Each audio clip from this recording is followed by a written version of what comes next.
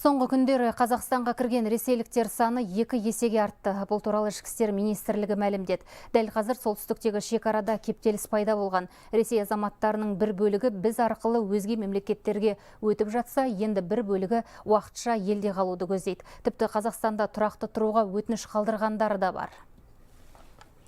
Жалпы дәл қазір елде қанша ресейлік жүр, оларды құзырлы органдар қалай бақылайды? Бекзат Аманұлын тыңдайық.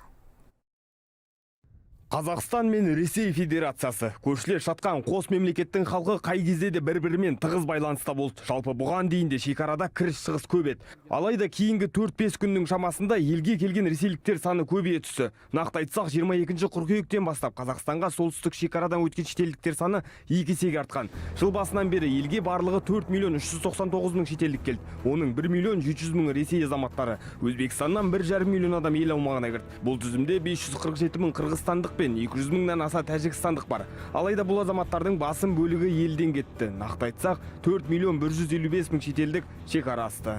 Күн сайын 15-17 мың қазақстандық Ресей Федерациясына барады. Онда оларда туыстары, балалары оқиды, ата-аналар тұрады, қодалар, бизнес және тағы істері бар. Яғни шекаралардағы кептелістер қайтқан кезде өкінішке орай оларға да әсер етеді.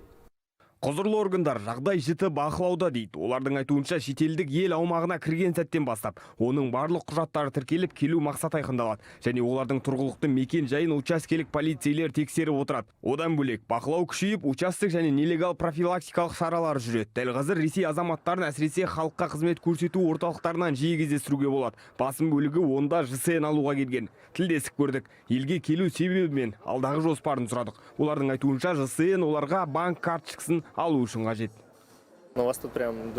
Қазақстан қонақжай қарсы алды. Әзірге қайда баратынымды шешкен жоқпын. Ал мұнда ЖСН алуға келіп отырмын. Дүйсенбі күні келдім. 2 аптадан кейін кері қайтамын. Мұнда банк карточкасын ашуға келдім. Қолма-қол ақша ұстау қажытты. Әзірге қайда баратынымды шешкен жоқпын. Жағдайға қараймын. Бәлкім Түркияға өтетін шығармын. Жауаптылардың айтуынша ЖСН кез келген шетелдікке беріле береді. Оны алу үшін өзге мемлекеттің азаматына тек жеке басын куәландыратын құжат жеткілікті. Bir күннің ішінде 12 сан қолына тиеді. Дәл қазір бұл мәселемен халыққа қызмет көрсету орталықтарына жүгінгендердің қарасы қалың дейді мамандар. Сол үшін 8 өңірдегі орталықтарда қосымша бөлім ашылған. Шетел азаматтары оның ішінде Ресей Федерациясының азаматтарының Қазақстан территориясына келіп, ЖСН сәйкестендіру нөміріне өтініштерді беру көтеріліп тұр.